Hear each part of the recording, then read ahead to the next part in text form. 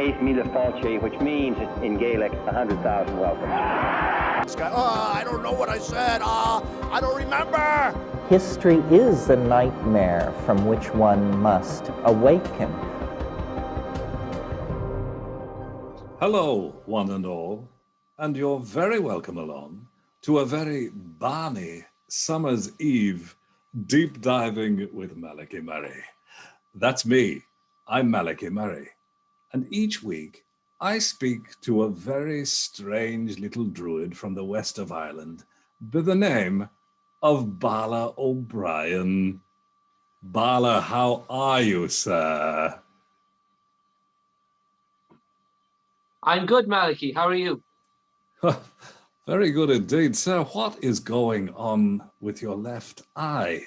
Have you been weeping tears of blood from another very troublesome day in the other world?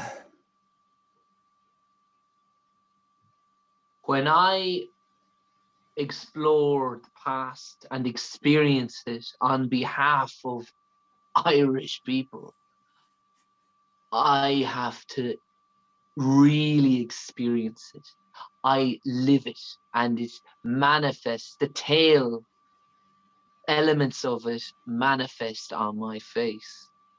So obviously it's part of the powers of Balor to look beyond into the past, but there is always a price when you use magic, and sadly the price can sometimes be more gruesome depending on the story we're telling. And tonight the tale is filled with violence and blood.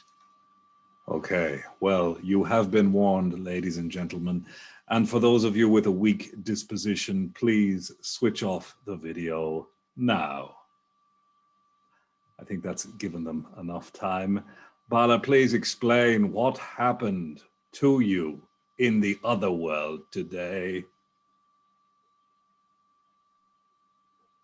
This hasn't been one day. This has been an arduous journey which has continued for some time.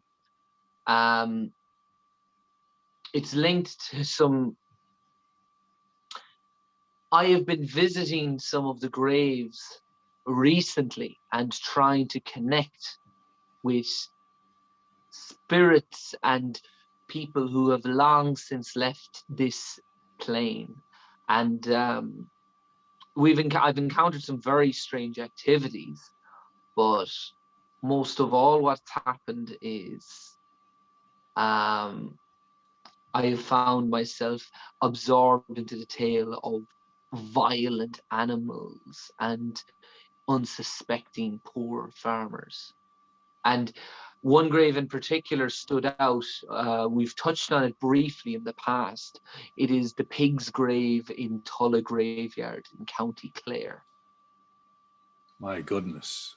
Again in County Clare. Do you ever actually leave County Clare?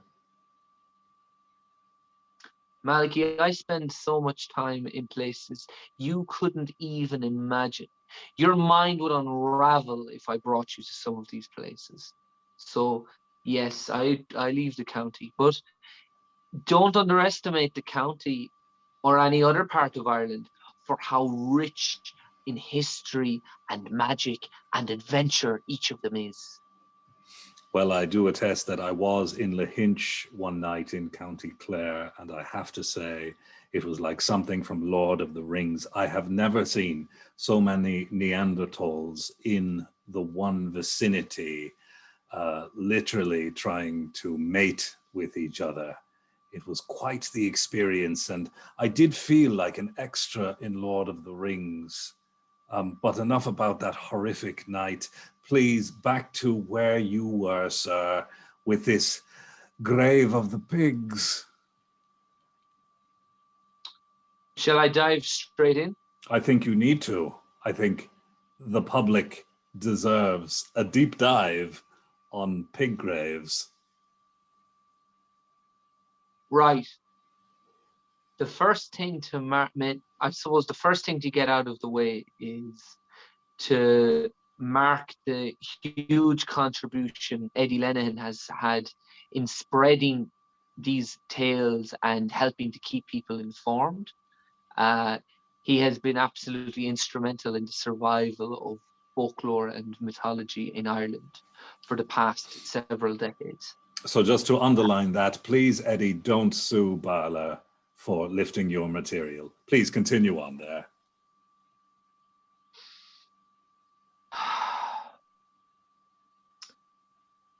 Just being Malachy. safe. Just being safe. Just, you know, we don't want any legal fallout here on Deep Diving. We are a very original show. We don't plagiarize anyone here. Hello, Terry Wogan. Go ahead. If you think, Malachy, if you think that we need to be concerned with plagiarism, these stories are the truth. You can visit the pig's grave. The markings are on it. Now they're faded. They may be faded, but you can visit if you choose, if you like. I'll bring you down there myself. Yes, of course. Please tell us the story. All right. There was a man from East Clare who needed to sell his pigs for food, basically to buy supplies for the winter time. And as many Irish men are aware, this man would have been very apprehensive around his wife. When she gave him an instruction, he was to follow it to the letter, and God preserve him if he failed in any task that she set him. So in this case, she set him the task of venturing out to the market in Limerick and selling their 2 pigs. Now, the man went off and went into the market in Limerick, but he encountered some very unfortunate abuse at the market, because he was a very poor man and recent months hadn't been good to him. So they had difficulty to feed the pigs, to provide enough sustenance to leave them large and fat. So they were mocked and they were compared with greyhounds for how skinny they were. And nobody, absolutely nobody, was willing to buy these pigs. The only thing that happened was people would form a crowd and actually laugh at this man, and laugh at his misfortune.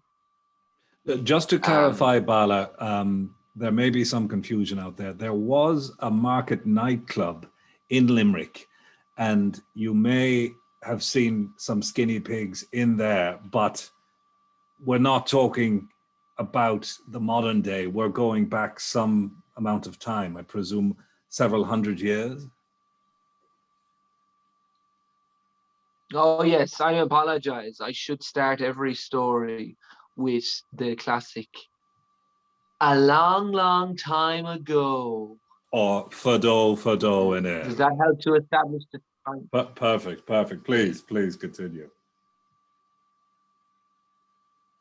Fantastic.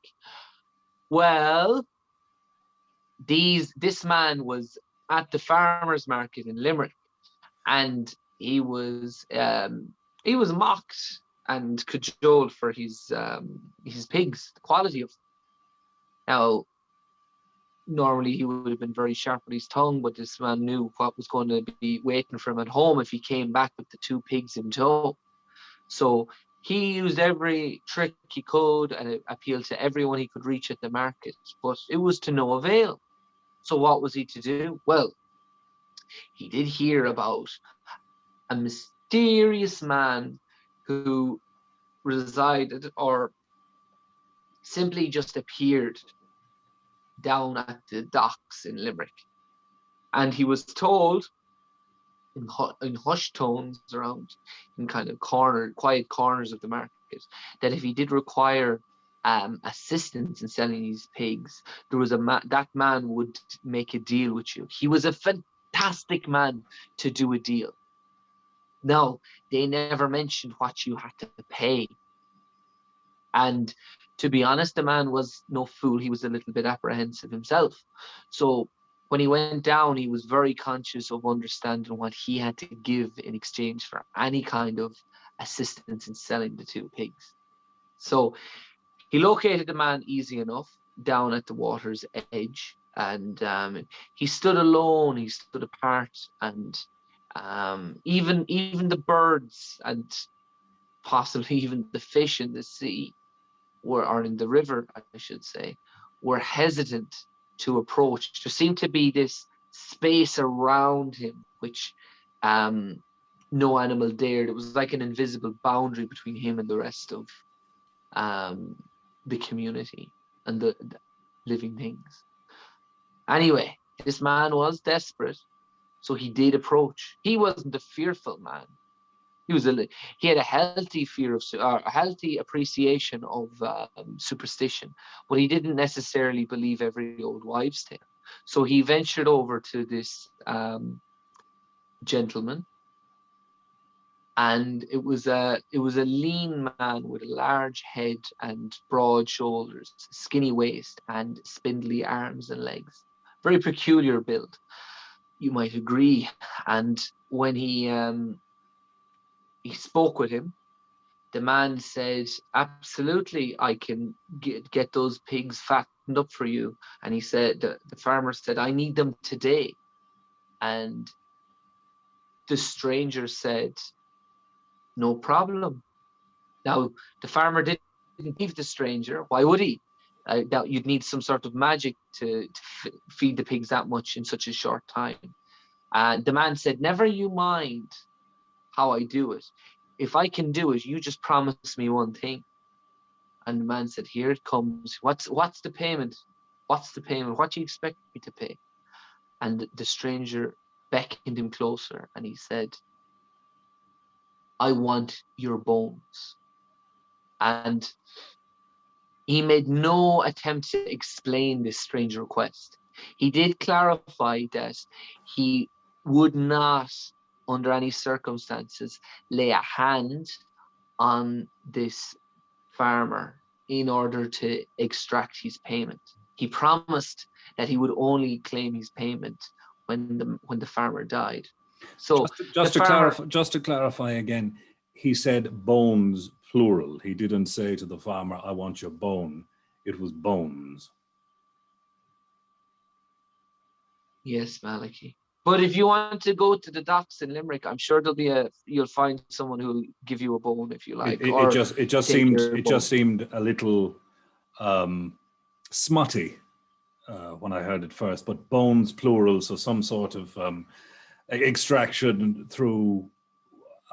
Please continue. My mind is rambling here, and I look forward to hearing what happened to the unlucky farmer. Well, that's your area of expertise, Malachy. So I think we defer to your expertise in cases surrounding bones, bone, or any other. No. Let's not go there. Just stiff objects. Tell the story. Tell the story, sir. Thank you, Malachy. So this strange request, and the man obviously was a little bit alarmed by such extreme exchange. Now, the stranger did qualify that under no circumstances could he lay a hand on the man. He would not lay any hand on this man. He would only claim his payment when the man died himself of natural causes or some other event. So the farmer initially walked away, and he spent another hour mulling over this proposal, and he really struggled with it because he knew the financial straits he and his wife were in, and he knew, more importantly, that he would get an absolute bollocking when he returned home. And in order to escape that, he was there. I don't know. Am I going? Am I not? I don't know what I'm going to do. And he kind of started to try and laugh it off and say, "Well, look, this guy, how could he even deliver?" Now, there were whispers in the city that this man was one of the fairies. Now, as I said, the stranger was one of the fairies. But the farmer wasn't sold completely on believing every, as I said, old wives' tale. He decided, I have nothing much to lose. If he can make them, I won't need my bones when I'm dead, and I'll be able to sell the pigs. And if he can't, well, I've lost nothing. I've just exposed the charlatan, for if nothing else. So he ventured back, and sure enough, the man was still there. And so he said, right, I agree to your deal. So he brought over the pigs from the cart, and the man gave them something very small to eat. He opened this paper wrapper. Just going to throw in some sound greedily- effects, Balor, every now and again, just in the background to add a bit of color to this very long tale. So I'll just throw in pig sound effects. It might help things, liven up a bit. So maybe you could provide the sound effects. Yeah, by all means. okay. We'd love to hear your. Squeal! I can put them in afterwards, maybe. That would be an idea, actually, to add a bit of surrounding to the tale. We can see it in our mind's eye, but I think a bit of background sound effects might work for future broadcasts. Please continue. My mind is constantly creating here, and I apologize for interrupting your tale of mystery and intrigue. Thank you so much, Malachy, for that marvelous interruption. Getting back to the story, we were talking about the pigs, and they greedily ate up the little piece of. Now the farmer never got a clear look, and he for a moment was a bit afraid. He said he started to object to the man feeding the pigs from his hand, because he feared, oh my God, is this man going to poison my pigs? Like, is there what's going on here? And the stranger told him to walk around the dock and return. And when he returns, there would be two big fat pigs there for him in the cart. So the man did what he was told. He walked around the docks once. When he returned to the cart, there they were. The stranger returned his pigs to the cart, but they weren't skinny and their bones protruding beneath the skin anymore. They were these huge, plump, fat pigs, and they looked absolutely like transformed animals. They hardly looked like the same pigs at all, except for their trademark little spots and twisty tail. There was very distinctive markings on these pigs, so he knew them, although he hadn't named them for obvious reasons. So was he more attracted to the pigs because of the extra weight? Did the pigs become more easy on the eye in their natural fat form? I've never seen a skinny pig, and I don't imagine it would look too pretty. So was the farmer intrigued, and was he indeed attracted once again to these fat pigs? Well, it would certainly add another layer to the story, Malachy, but I don't believe everybody's mind goes to bestiality when they see a large pig's posterior presented in front of them. Please continue. Thank you, Malachy. So he loaded up the cart and got on his way. But as he was leaving, the stranger, he could hear him calling to him, "Don't forget our deal." And the man felt a shiver down his spine, but he ignored it. He dismissed it. Now he went back to sell the pigs. He thought, for God's sakes, these are huge pigs. They may be the biggest pigs he's ever seen in his life. They were absolutely enormous, full of fat. And he was over the moon. He was so confident. He knew, somebody will buy these pigs. Somebody is going to buy these pigs. And of course, the moment he arrived back at the fair, he was surrounded by crowds who were interested, fascinated to see, oh my God. Now, unfortunately for him, word spread quickly about his deal with the man, and other tales of the stranger's deals were well known in Limerick. And a rumor mill started in the marketplace, and very quickly everybody who had expressed interest or was throwing money for these pigs, they became very fearful, and they actually withdrew from purchasing them. Now the man was a little bit annoyed. He was a little bit annoyed. He had anticipated that he figured it's possible the pigs were swapped, and it's possible that the man was running a scam of some kind where he would, like, demand bones and claim some lesser payment in that moment if the pigs weren't sold. So in order to overcome this, he reckoned, look, if I can't sell them at this market because of fear of the old man, what we will certainly be able to do is sell them at any other market that's happening in Clare or Galway. So he said, there's no problem here whatsoever. I'm going to head off home. I don't need you. I don't need anyone, because these pigs are worth so much more than I expected. I'll sell them next week at a different market. So off he trotted home. Now, as he was heading home, he had to head back through the pass at Cratloe. So as he was making his way, a terrible storm brewed, and it absolutely lashed rain upon him. And he became very irate. He was absolutely furious. Because he was soaking up to his boots. It seemed absolutely a ridiculous downpour. And he saw a tavern up ahead. So he pulled in the cart into the stables, and he hopped in, and he said, I'll get a couple of hot whiskies, warm myself up.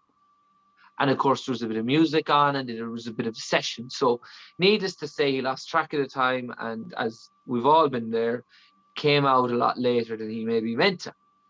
Now he got back very unsteadily onto the cart, and he started off down the road after saying goodnight to the barman who'd seen him to the door.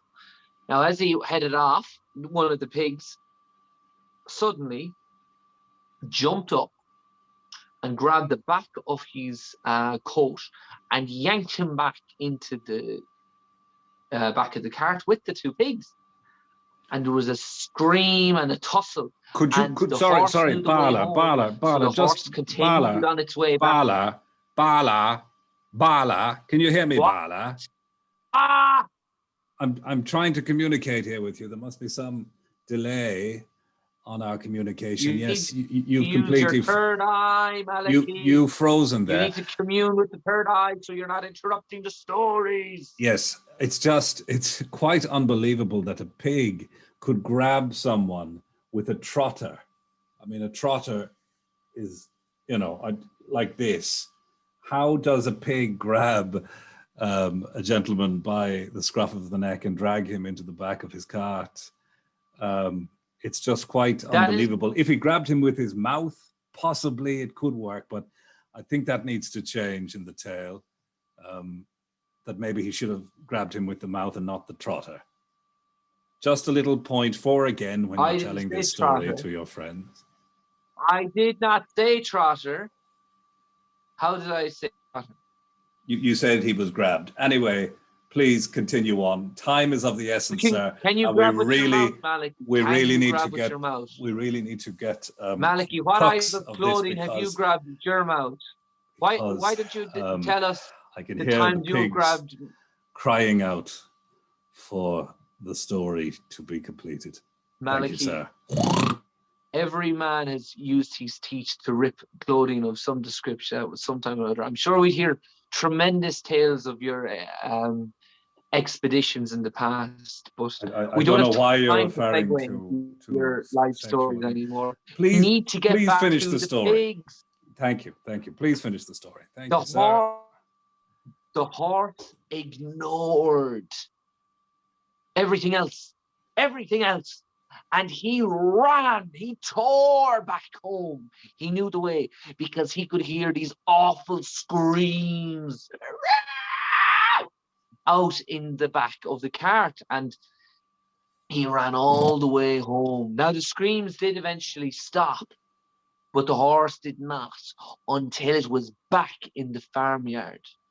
Now the farmer's wife came out, and she had her pan ready, and she was looking. She said dawn hadn't even crept up yet, and she was out there in the early mornings, and she said, "You Blackguard, where were you?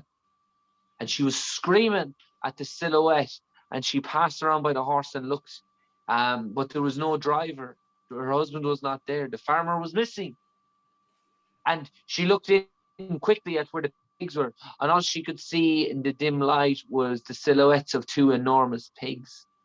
And she was a little bit taken aback, but she didn't question it too much. She said, maybe he traded them.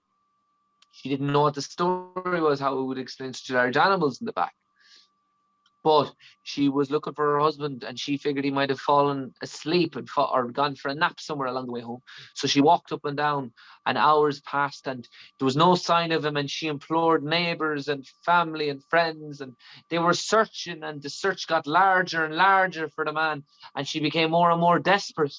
And eventually they heard the story of where he was last seen by the barman at the tavern, at the pub, if you like. But in any case, when they heard that he had gotten on the horse to go back, eventually someone had the genius idea in daylight to check the cart, to check the pigs. And when they did so, they let out a scream, Malachy, because inside with the pigs, there was this horrendous mess of blood and guts. The pigs were covered in it. And it was very clear to everybody present that the pigs had devoured the man. It was very clear that they had consumed him. And all that they could find was a couple of rags of clothing. His wife was absolutely devastated and traumatized by such an awful event. The lady she collapses. She doesn't know what to do. And nobody knows what to do. The police are called, the priest is called, the doctor is called. The police don't know what to do. The doctor can't do much without opening up the pigs. And when the priest arrives, he is in a big flurry. He's taking charge of the situation. He dismisses the police immediately. He tells them, get away. And he tells them to go back and get new instructions. And he says to all others present, at the moment that the police are out of earshot, he says, we need to kill these pigs immediately. And as soon as they're dead, we need to bury them in sanctified grounds. So they kill the pigs. Now, nobody has the bravery to question the priest. And they do as they're told. They slaughter the pigs.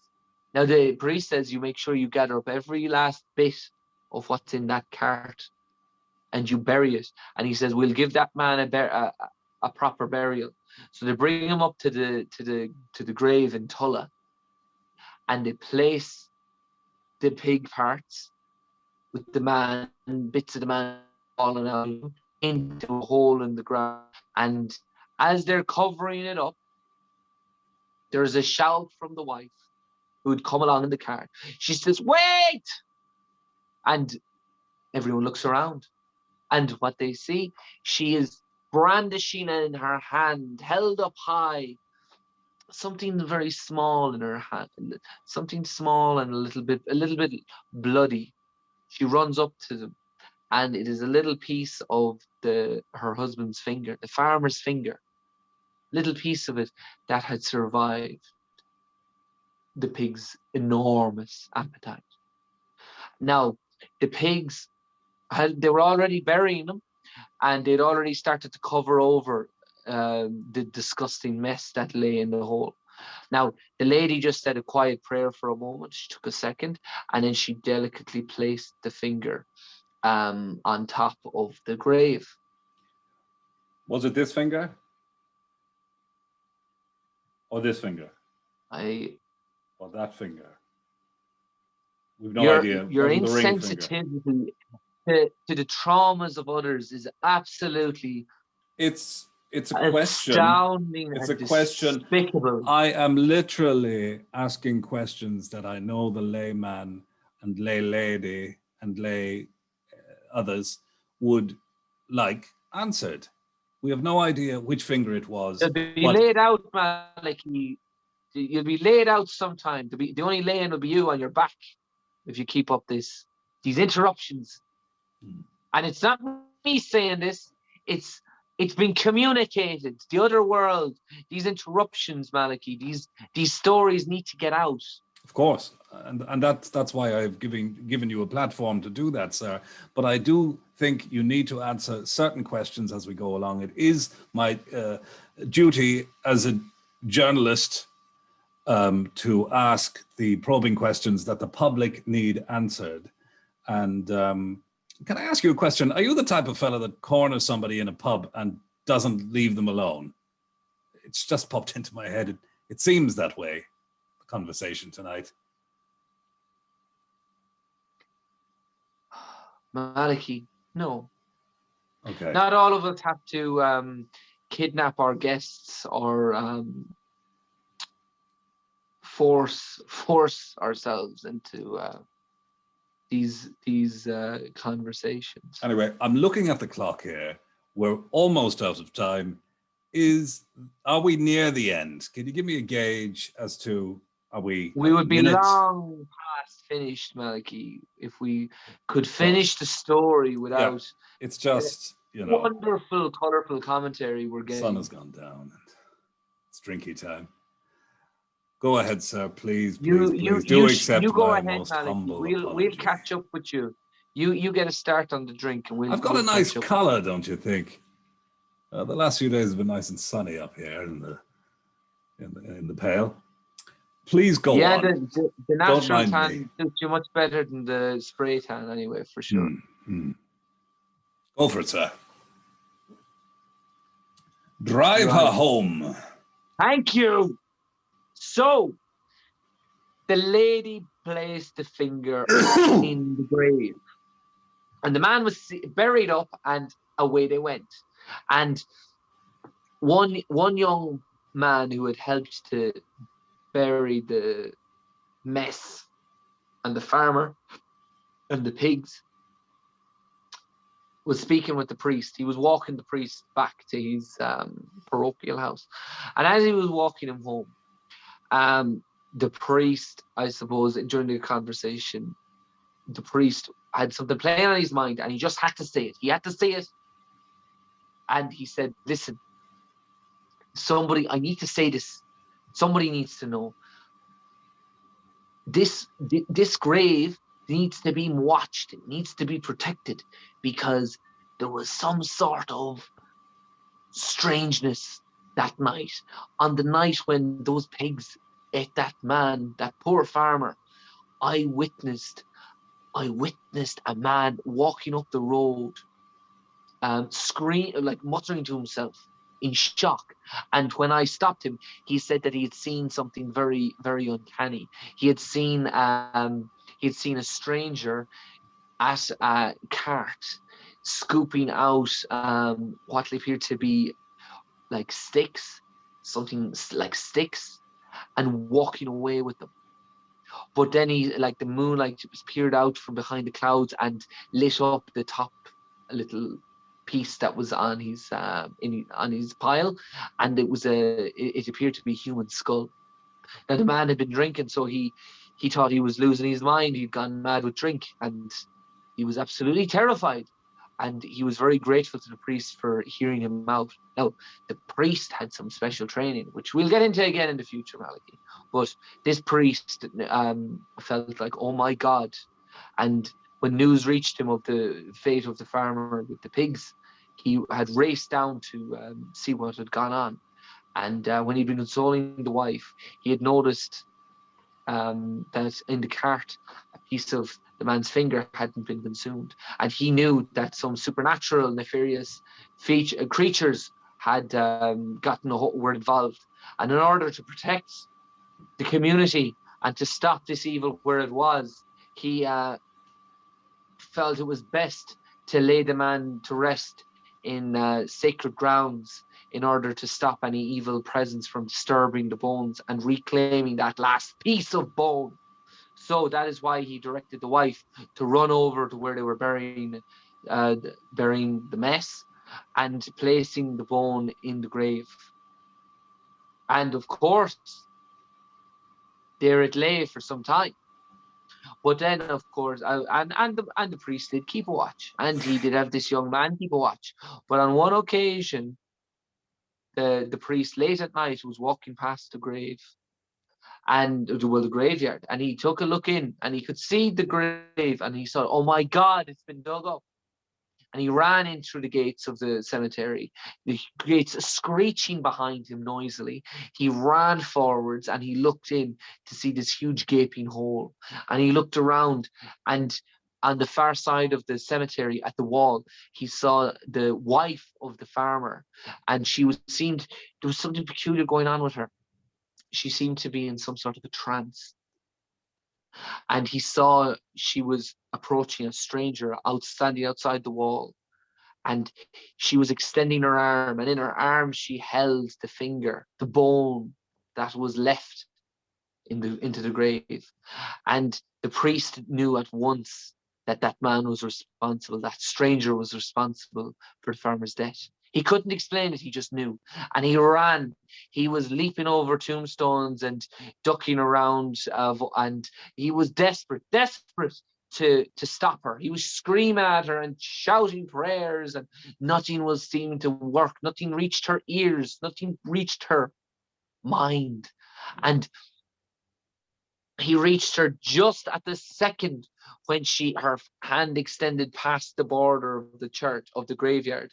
And as soon as he grabbed the woman, the stranger at the same instant snatched the finger from her hand. Now, the priest pulled the farmer's wife aside and immediately turned on the stranger, ready to defend her. And he was gone. All you could hear was his laughter on the wind. And he looked back at the woman. She seemed to be in some sort of... More sound effects there. More subtle than that, perhaps, Malachy, but good effort. Brilliant. Sure. That was brilliant. I have to say that was probably my third favorite pig story. And that says a lot, because I've heard many tales about pigs, be they tall. Babe and Babe number 2. Be they... No, Babe wouldn't even make it into the top 10. Overrated. I would say the Three Pigs and the Wolf, that's number 1. Animal Farm, number 2. And your real-time story of the actual events that happened to this man who was grabbed by trotters, pulled into a cart, consumed by pigs, but they somehow left the bones. And if anyone ever watched the film Snatch, they would know the bad guy explains what pigs do to bodies. They completely consume them, bones, brains, the whole kit and caboodle. But anywho, despite the reality being missing from your story, I do think it was the pretty man and entertaining. They kept you can put it on Did double you speed, see the man extract the ladies and bones from the gentlemen. bottom of the cart? Or maybe they extracted it from the Just pigs go into the top before they were corner, there's killed? 3 dots. You can link down, there's normal speed, there's 1.5, This is ridiculous, 1.75. Malachy. You're Times 2 will blocking out probably the get truth. you through if you This want is to show this to unacceptable. someone again. Okay. Bala, thank you How so dare you? much. Thank you so This much is for so... deep diving. I can't believe this. Are you It's really wonderful not going... not to be in the same How room as this dare man. you? I feel safe in my No! abode. And that's it for this week, ladies and gentlemen, You on will deep hear diving. me. And No, I'll see you Malachy, next time. We're not Maybe finished. with Wait. him or without him. Stop. Wait. Who's to know? Malachy! Tourguide.